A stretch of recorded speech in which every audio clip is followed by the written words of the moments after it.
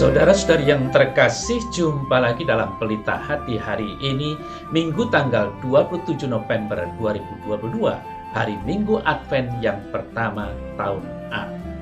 Bersama saya Romo Thomas Suratno SC dari Paroki Cilandak, Jakarta Selatan, mendengar dan merenungkan Sabda Tuhan, yakni firman Tuhan yang tersurat dalam Injil Matius, bab atau pasal 24, ayat 37 sampai dengan ayat 44.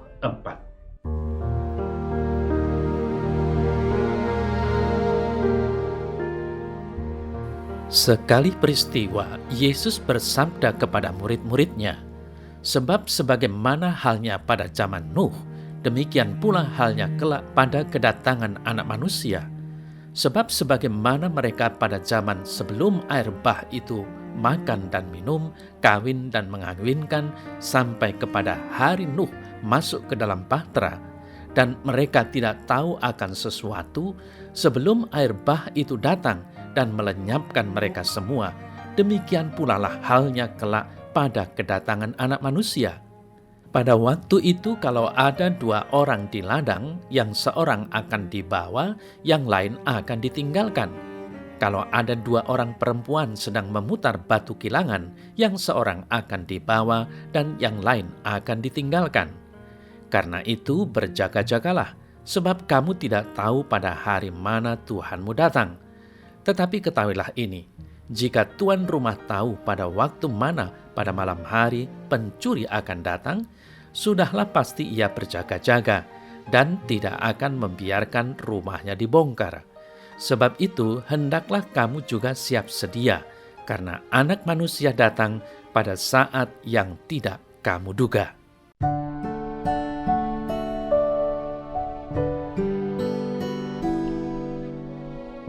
Saudara-saudari yang terkasih, kita memasuki tahun liturgi baru dan persis dimulai dengan perayaan Minggu Advent yang pertama minggu ini. Memasuki masa Advent artinya kita memasuki masa penantian akan kedatangan Yesus. Lalu apa yang harus kita lakukan?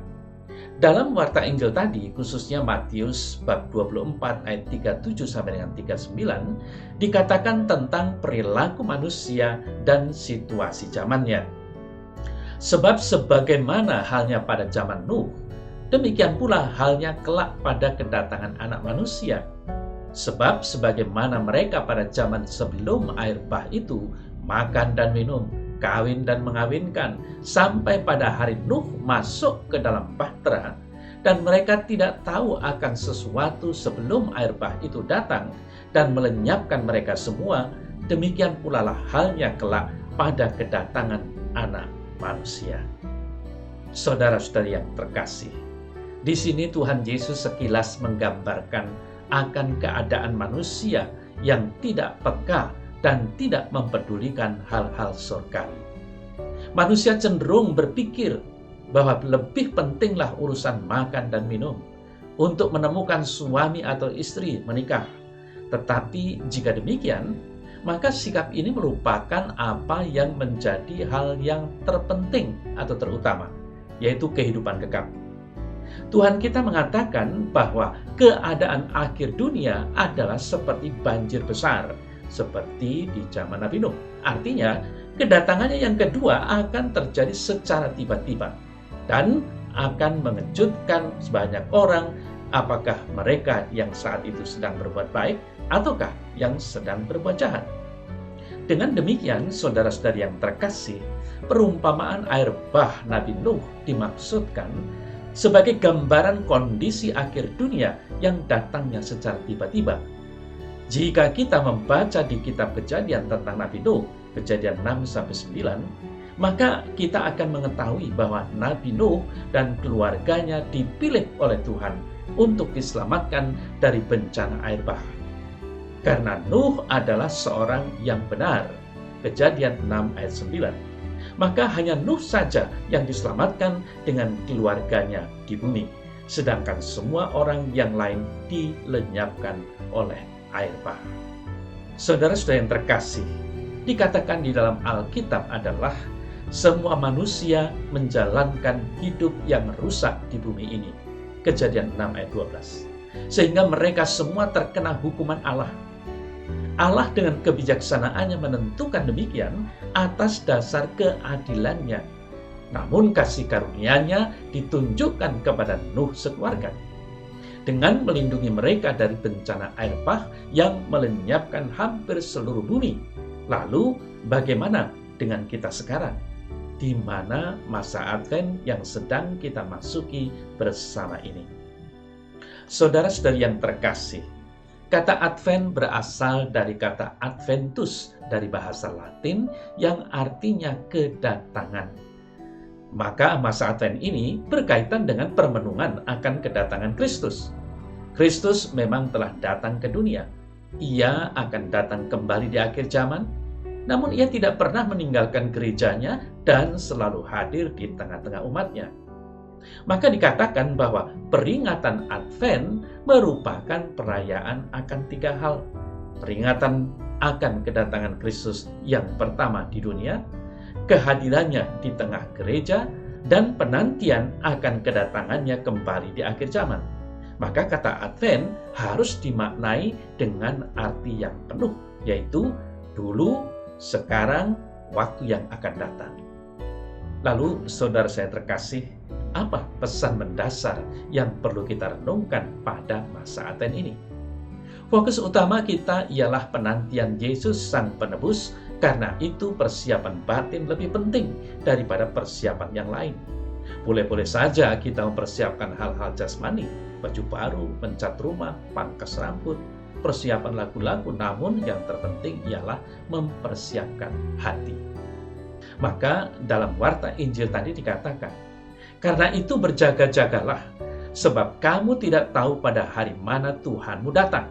Tetapi ketahuilah ini, jika tuan rumah tahu pada waktu mana pada malam hari pencuri akan datang, pasti ia akan berjaga-jaga dan tidak akan membiarkan rumahnya dibongkar. Sebab itu, hendaklah kamu juga siap sedia, karena Anak Manusia datang pada saat yang tidak kamu duga.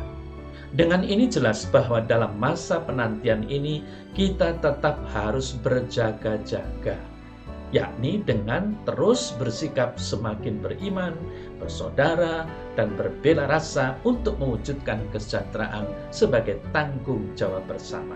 Maka dibutuhkan perubahan sikap dan perilaku secara nyata kita sebagai tanda pertobatan di masa Advent ini.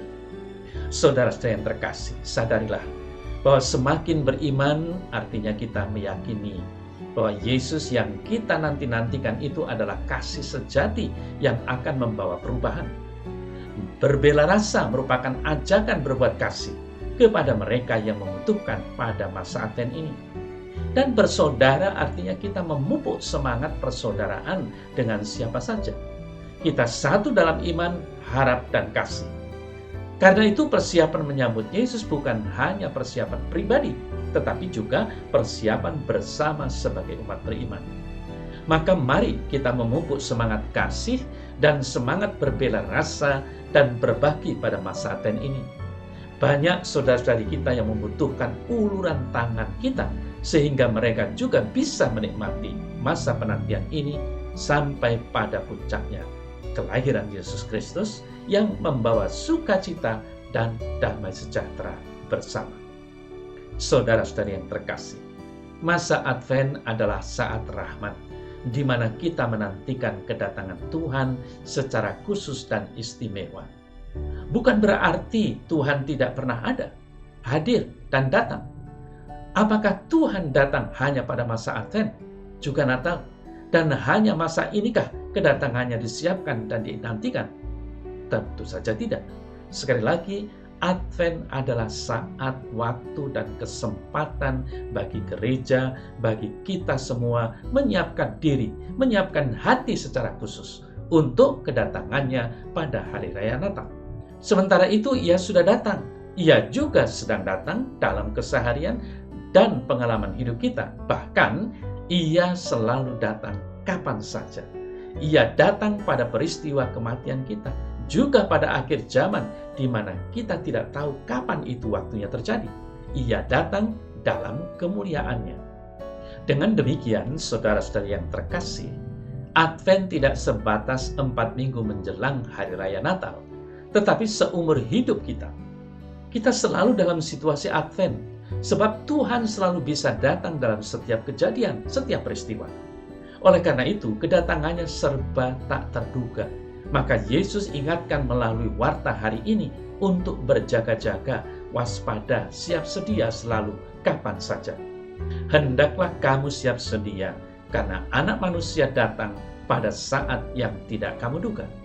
Ia datang seperti pencuri, ia datang seperti maut, kapan saja, di mana saja, dan dalam situasi apa saja. Saudara-saudari yang terkasih, pertanyaan terbaik bukanlah kapan Yesus datang, melainkan bagaimana saya menyambut kedatangannya. Menyambut datangnya ada berbagai sikap dalam diri manusia, dalam diri kita. Sikap siap, cemas, takut, tidak peduli, masa bodoh atau cuek, atau biasa-biasa saja. Terserah apapun itu sikap kita, tapi Yesus mengingatkan agar kita benar-benar mempersiapkan diri, agar fokus hidup kita selalu pada kebenaran firman-Nya. Karena kita mengasihi Yesus dan mencintainya, apapun yang Ia perintahkan saya lakukan. Karena hidup ini bukanlah hanya untuk menunggu kedatangan Yesus, tetapi di dalam hidup ini adalah menyenangkan hati Yesus di dalam segala keadaan, agar kita dijumpai dengan keadaan apa adanya. Hidup kita bukanlah kehidupan yang munafik dan dibuat-buat. Saudara-saudari yang terkasih, ketidaktahuan kita tentang kapan datangnya seorang pencuri dipakai Tuhan Yesus untuk menggambarkan waktu kedatangannya yang kedua kali. Dia akan kembali suatu hari nanti untuk menghakimi seisi dunia. Kita menyebutnya kiamat atau akhir zaman. Dia akan datang dalam kemuliaannya, membawa penghukuman bagi mereka yang tidak percaya, namun akan memberi upah bagi setiap orang yang percaya kepadanya. Saudara-saudari yang terkasih, banyak orang mencoba meramalkan kapan waktu kedatangannya. Padahal Yesus telah memperingatkan agar kita tidak perlu pusing soal kapan waktunya, melainkan lebih berfokus kepada sikap kita menyambut kedatangannya, yaitu dengan berjaga-jaga atau siap sedia. Berjaga-jaga artinya kita menaruh iman kita kepada Kristus dan menghidupinya setiap saat, sehingga kapanpun Dia datang, kita siap. Dengan begitu, kedatangannya justru menjadi sukacita bagi kita. Maka Advent kita adalah sepanjang hidup, setiap saat, dan kapan saja. Saudara-saudara yang terkasih, apa yang harus kita lakukan agar kita dapat berjaga-jaga? Pertama, kita harus berjaga-jaga dengan cara menjaga hati kita. Memang kita juga harus menjaga perkataan dan perbuatan kita, tetapi yang lebih penting dari itu adalah menjaga hati kita. Segala perkataan dan perbuatan kita keluar dari hati kita. Oleh karena itu, jika kita mau berjaga-jaga, maka hal pertama yang harus dilakukan adalah menjaga hati kita agar tetap kudus dan memiliki motivasi yang benar di hadapan Tuhan. Lalu yang kedua, kita harus menjauhkan dari segala hal dan kepentingan duniawi. Dalam ayat ini, kepentingan duniawi digambarkan sebagai pesta pora. Ingat bahwa konteks berjaga-jaga adalah berjaga-jaga terhadap kedatangan Tuhan yang kedua kali, sehingga jangan sampai kita sibuk dengan hal-hal atau perkara-perkara duniawi yang sementara ini, dan justru lupa mempersiapkan hal-hal surgawi yang kekal. Lalu yang ketiga, kita harus selalu siap sedia setiap saat, supaya hari Tuhan, hari kedatangan Tuhan maksudnya, tidak jatuh secara tiba-tiba kepada kita seperti sebuah jerat. Oleh karena itu, berjaga-jaga juga harus dimaknai sebagai membangun sebuah persiapan agar kita selalu siap sedia. Lalu akhirnya yang keempat, kita harus berjaga-jaga sambil berdoa, meminta kekuatan dari Allah. Berjaga-jaga bukan berarti kita harus bangun terus-menerus dan tidak tidur. Berjaga-jaga harus kita isi dengan berdoa, dan membangun hubungan dengan Tuhan, sehingga Tuhan memampukan kita dan menguatkan kita untuk mampu bertahan hingga akhir. Saudara-saudari yang terkasih, kedatangan Tuhan bukanlah suatu peristiwa yang biasa, tetapi sangat-sangat luar biasa. Semua penduduk bumi akan melihat kedatangan Tuhan. Oleh karena itu, sudah seharusnya kita menganggap serius tentang hal ini dan berjaga-jaga dengan sungguh-sungguh. Kita harus berjaga-jaga agar kita tetap memiliki iman hingga akhir, sehingga kita tetap dapat menyambut kedatangan Tuhan yang kedua kali. Dan kapan saja dengan sukacita, bukan dengan rasa takut dan duka cita, karena kita telah menyia-nyiakan kesempatan yang diberikan Tuhan kepada kita.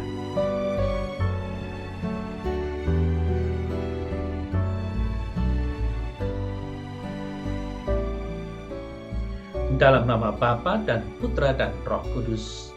Amin. Ya Tuhan Allah, jagalah hati dan pikiran kami, supaya tetap fokus akan kedatangan-Mu yang kedua pada akhir zaman, sehingga dalam setiap kata dan perbuatan kami sungguh merupakan cerminan iman kami. Teguhkanlah iman kami senantiasa, sehingga saat akhir zaman tiba, Engkau akan mendapati bahwa kami tetap beriman padamu. Amin. Semoga saudara sekalian diberkati oleh Allah yang Maha Kuasa, Bapa dan Putra dan Roh Kudus. Amin.